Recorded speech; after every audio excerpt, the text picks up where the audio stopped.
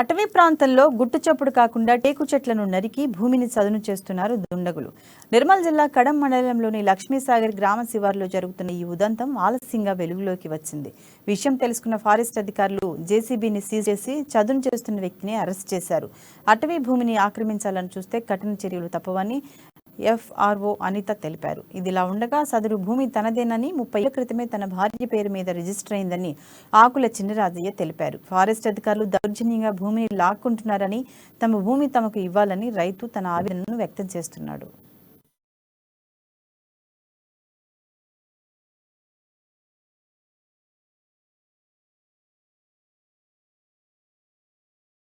Good afternoon అండి.